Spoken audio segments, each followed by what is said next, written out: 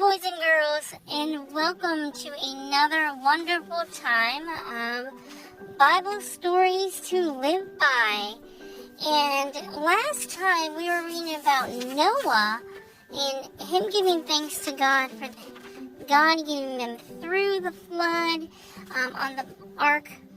And now we are turning to our seventh story. Now we are talking about Abram goes to a new land, and we're talking about Abraham, who will be a father of a great nation.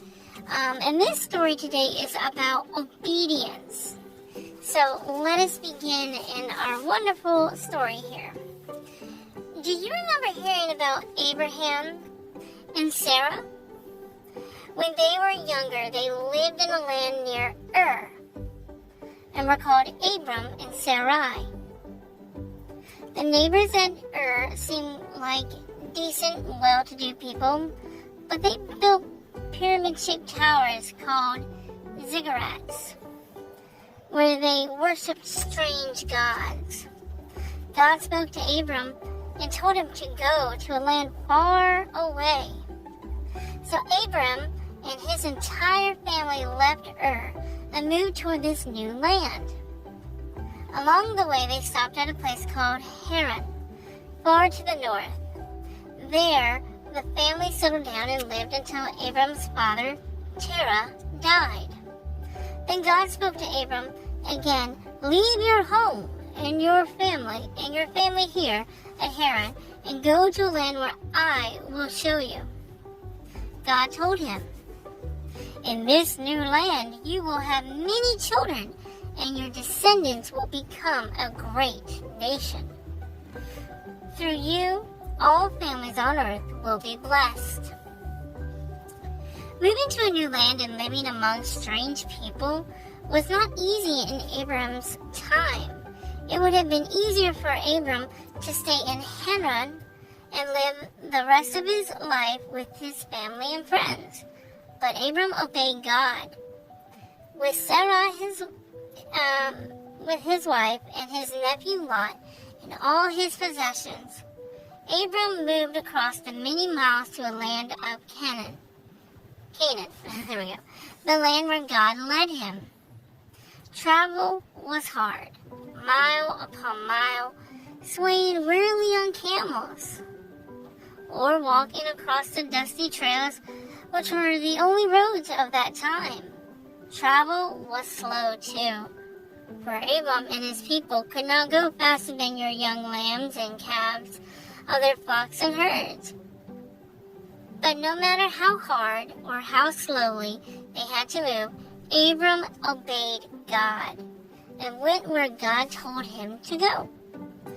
When Abram and Sarai arrived at the last in Canaan, God spoke to them again. "I will give the land to your descendants," God promised. Abram believed God and built an altar, one of many he would build in Canaan. Upon this altar, Abram offered gifts to God, showing that he would obey God completely no matter where he would lead. Now, from our story, here are some things that we can think about.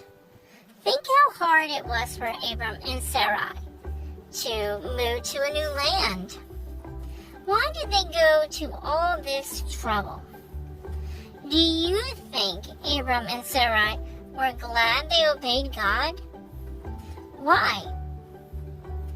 And finally, are you glad when you obey God? And do you do what He says? How would you feel if you didn't? Now, here's our lesson today that we pick up from Abram and Sarai and Lot and his family about obeying God and going to the new land. From this story, you learn about obedience to God. Abram obeyed God, even when it would have been much easier not to obey God. Now, here's something for us to do. Did you obey your parents the last time one of them asked you to do something? If you did, you were happy, weren't you? But if you didn't, you were sad. Put on a sheet of paper in your room each time you obey, draw a small smiley face on the paper. Now, each time you do not obey, I want you to draw a small sad face on the paper. How many happy faces or sad faces do you have by bedtime? Well, we'll find out next time. Until then, God bless you, my friends. And our next story, we're going to learn about God takes care of Hagar. And we'll see about who Hagar is.